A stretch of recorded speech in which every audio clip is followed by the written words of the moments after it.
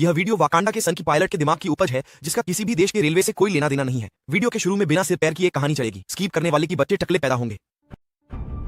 ये कहानी है वकांडा के घने जंगलों में पैदा हुए एक ऐसे वनमानुष की जिस पर बचपन से ही वर्दी का जुनून सवार था।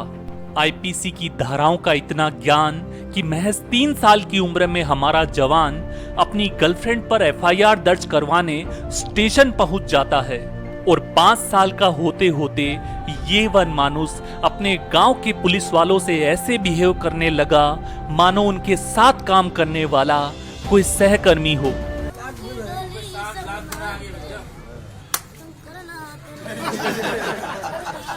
वर्दी का सपना देखकर बड़े हो रहे वनमानुष को उस वक्त गहरा धक्का लगा जब रॉकी भाई ने पुलिस वाले के सर पर बोतल मार दी और ठीक उसके 2 दिन बाद उसके वर्दी के सारे सपने टूट गए जब दिल्ली के मुख्यमंत्री ने पुलिस वालों को कहा। अपने गांव के बेरोजगार लोंडों के द्वारा लिए गए इंटरव्यू में वनमानुष ने बताया, सपना टूटा है तो दिल कभी जलता है, हाँ थोड़ा दर्द हुआ पर चलता है। दुखी मन से अपनी बुआ के घर जाते समय जब वो ट्रेन के पायदान पर बैठा था तभी पीछे से एक मसीहा आता है और उसे कहता है, पुलिस की नौकरी नहीं करना, पुलिस की नौकरी नहीं करना तो पुलिस की नौकरी करेगा कौन? अरे जीना तो सभी चाहते हैं मेरे दोस्तों, फिर देश के लिए मरेगा कौन? वनमानुष ने 2 मिनट तक उस शायर को ध्यान से देखा, फिर गहरी सांस ली और फिर विनम्रता पूर्वक कहा, हम मालूम है तेरे बाप को मत सिखा। तो स्वागत है आप सभी का आपके अपने YouTube चैनल सन की पायलट में, जिसमें मैं assistant loco pilot MS Rajput आज उधेड़ कर रखने वाला हूं रेलवे के रखवाले कहे जाने वाले RPF यानी रेलवे प्रोटेक्शन फोर्स के कांस्टेबल की पोस्ट को। अगर आज तक हुई वैकेंसी के आधार पर इसकी शैक्षणिक योग्यता की बात की जाए तो किसी भी मान्यता प्राप्त बोर्ड से 10वीं की परीक्षा पास करने वाले 18 से 25 उम्र के छात्र और छात्राएं इस एग्जाम को दे सकते हैं। लेकिन अगर किसी अदृश्य शक्ति ने चाहा तो अगली वैकेंसी में यह योग्यता 12वीं पास भी हो सकती है। मुझे क्रेडिट नहीं चाहिए। एक बार फॉर्म भरने के 2-3 महीने के पश्चात तुम्हारा CBT बोले तो कंप्यूटर बेस्ड टेस्ट करवाया जाता है, जिसमें 50 नंबर की जीके, करंट अफेयर्स और जनरल साइंस पूछी जाएगी, 35 की मैथमेटिक्स और 35 नंबर की रीजनिंग पूछी जाने वाली है। 120 नंबर के इस टेस्ट को करने के लिए तुम्हें 90 मिनट का समय दिया जाएगा और अगर तुम्हारे मार्क्स 85 नंबर से ऊपर आ जाते हैं तो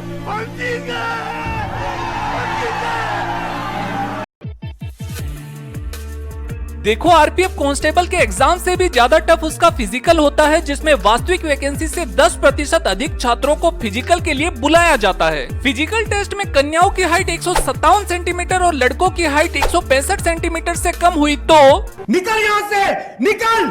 अगर लड़कों का 56 इंच वाला सीना, मेरा मतलब छाती, नॉर्मल कंडीशन में 80 सेंटीमीटर और फुलाने पर 85 सेंटीमीटर नहीं हुई तो निकल यहाँ से, निकल। लड़कों ने 1600 मीटर की रेस 5 मिनट 45 सेकंड में और छोरियों ने 800 मीटर की रेस 3 मिनट 40 सेकंड में पूरी नहीं की तो निकल यहाँ से, निकल। लॉन्ग जंप के 3 चांस में लड़कों ने 14 फीट और लड़कियों ने 9 फीट की छलांग नहीं लगाई तो निकल यहाँ से, निकल। हाई जंप के 3 चांसेस में छात्राओं ने 3 फीट और छात्रों ने 4 फीट की ऊंची कूद नहीं लगाई तो अरे बस कर भाई, अब पागल कर दिया, पीछे छोड़ दे। फिजिकल पास करने वाले छात्र तथा छात्राओं को शुभ मुहूर्त देखकर रेलवे हॉस्पिटल में शारीरिक जांच यानी मेडिकल टेस्ट के लिए बुलाया जाता है। नेत्र जांच के अंदर सर्वप्रथम तुम्हारा कलर विजन टेस्ट करवाया जाता है, जिसे पास करना बहुत जरूरी है। अगर तुम्हारा दूर दृष्टिकोण, मेरा मतलब आई साइट 6/9, 6/12 है या तुम चश्मा भी लगाते हो तो भी नेत्र जांच के अंतिम पड़ाव में एक पुलिस वाला पेन लेकर तुम पर काला जादू करने का प्रयास करेगा और अगर तुम्हारे आंखों की पुतलियां उसके पेन के अनुसार नहीं घूमी तो निकल यहाँ से, निकल। ईयर टेस्ट में डॉक्टर बैटरी लेकर तुम्हारे कानों के आर पार देखने की कोशिश करेगा और अंत में धीरे से एक मंत्र तुम्हारे कान में बोलेगा, जिसे सुनकर तुम्हें कहना है, सुनाई दे रहा है, बेरा नहीं हूँ मैं। मुंह में डालकर, मेरा मतलब मुंह में 4 उंगलियां घुसेड़कर ये चेक किया जाएगा कि तुम अजय देवगन के रिश्तेदार तो नहीं। नौकनी टेस्ट में तुम्हें सीधा खड़ा करके तुम्हारी जांघों के बीच से कभी स्केल, कभी लकड़ी तो कभी पूरा हाथ निकालकर ये चेक किया जाता है कि चलते समय तुम्हारी जांघें घिसेगी तो नहीं। नाम न लेने की शर्त पर मिल्खा सिंह ने मुझे लद्दाख के कोने में ले जाकर ये बताया कि जांघों के बीच तकिया लगाकर सोने से इस समस्या को दूर किया जा सकता है। फ्लैट फुट टेस्ट में ये चेक किया जाता है कि तुम्हारे पैर चुड़ैलों की तरह सपाट तो नहीं। घर पर इस समस्या की जांच करने के लिए पानी में पैर भिगोकर चलते समय अगर तुम्हारे पैरों की फोटोकॉपी सपाट आती है तो निकल यहाँ से, निकल। इसके अलावा मूत्र में पीलेपन के आधार पर मूत्र में शुगर का लेवल चेक किया जाएगा। इसके पश्चात डॉक्टर तुम्हें नंगा करके तुम्हारे अखरोटों को पकड़ पकड़ कर उनके मैन्युफैक्चरिंग डेट और बिल्ट इन क्वालिटी को चेक करेगा और सही होने पर तुमसे कहेगा एकदम कड़क मार। और अंत में तुम्हें झुकाकर खांसने के लिए कहा जाएगा। डॉक्टर तुम्हारे पिछवाड़े में बैटरी लगाकर ये चेक करेगा कि तुम्हें बवासीर तो नहीं। नाम न लेने की शर्त पर अनिल कपूर ने हमारे संवाददाता को बताया कि मेडिकल एग्जाम से पहले अपनी छाती, साइडार्म्स और अखरोटों के पास के बालों को अच्छे से साफ कर ले, अन्यथा डॉक्टर तुम्हारा मेडिकल चेकअप करने से पहले ही बोल देगा। चाचा, ये सवेरे सवेरे क्या मेरे को यही देखने का है? एक बार सिलेक्शन के पश्चात एक आरपीएफ कांस्टेबल को 7.5 महीने की ट्रेनिंग के लिए आरपीएफ ट्रेनिंग सेंटर में भेजा जाता है। ट्रेनिंग के दौरान सुबह आउटडोर ट्रेनिंग के नाम पर तुमसे पीटी और परेड करवाई जाएगी। इसके अलावा तुम्हें सांप की तरह रेंगना, ईंटों को तोड़ना और घास को खोदना सिखाया जाएगा। सुबह सुबह होने वाली आउटडोर ट्रेनिंग के पश्चात इंडोर ट्रेनिंग के नाम पर तुम्हें आईपीसी की धाराएं, रेलवे एक्ट और मानवाधिकार का पाठ पढ़ाया जाएगा। दोपहर में दबा के भोजन पेलने के पश्चात तुम्हें फिर से आउटडोर ट्रेनिंग के लिए ले जाया जाएगा, जहां तुम्हें विभिन्न प्रकार के घोड़े चलाना, मेरा मतलब बंदूकों को चलाना सिखाया जाएगा।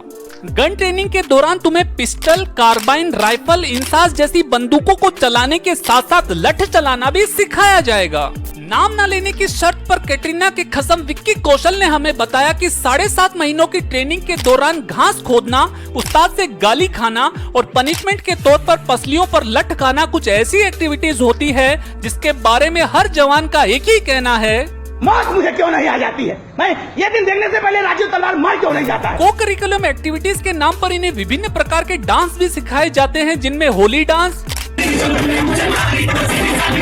मुर्गा डांस, कराटा डांस,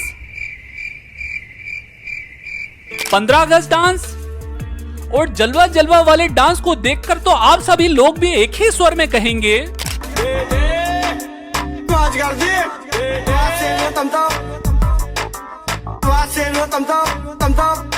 अगर तुमने आरपीएफ के लिए अप्लाई किया है तो तुम्हें 7.5 महीनों की ट्रेनिंग के पश्चात पोस्टिंग दे दी जाएगी। लेकिन अगर तुमने भारत के एफ जोन से फॉर्म भरा है तो तुम्हारा selection railway protection special force यानी आरपीएसएफ के रूप में होता है और तुम्हें 45 दिनों की अतिरिक्त ट्रेनिंग दी जाएगी। फास्ट प्रमोशन, ज्यादा सैलरी और परिवार को न के बराबर टाइम देने के लिए कुख्यात ये फोर्स बटालियन के रूप में पूरे देश में चक्कर लगाती रहती है। एसएफ का मुख्य काम केंद्र तथा राज्य सरकारों के चुनाव में सिक्योरिटी प्रदान करना, प्राकृतिक आपदा या एक्सीडेंट के समय यात्रियों की मदद करना, नक्सली इलाकों में ट्रेन तथा ट्रैक की सुरक्षा करना और कुंभ के मेले में सिक्योरिटी बनाए रखने का होता है।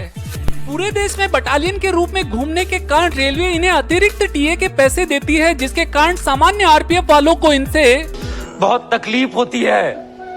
और अगर विद्युत जामवाल की कमांडो मूवी देखकर तुम्हारे ऊपर भी कमांडो बनने का भूत सवार है तो तुम रेलवे के commando of railway security force यानी कोरस को ज्वाइन कर सकते हो।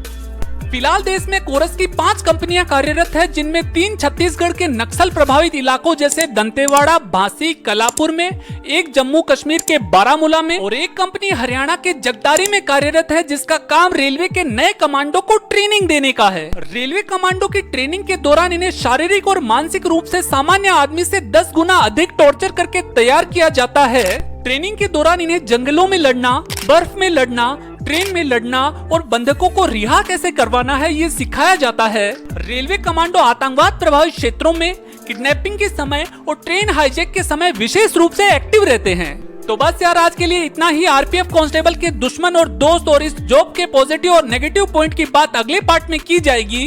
वीडियो में 1% भी कुछ अच्छा लगने पर तुम्हें क्या करना है ये मेरी रशियन असिस्टेंट तुम्हें बताएगी। तो फिर अगर मेरे वीडियो आपको अच्छी लगी आप मेरे चैनल को ज़रूर सब्सक्राइब कीजिएगा और लाइक की बटन दबाइए। अगर बुरी लगी तो डिसलाइक का बटन भी दबा सकते हैं, पर मुझे बहुत बुरा लगेगा। अगले व्लॉग में हम लोग ज़रूर मिलेंगे। Bye bye.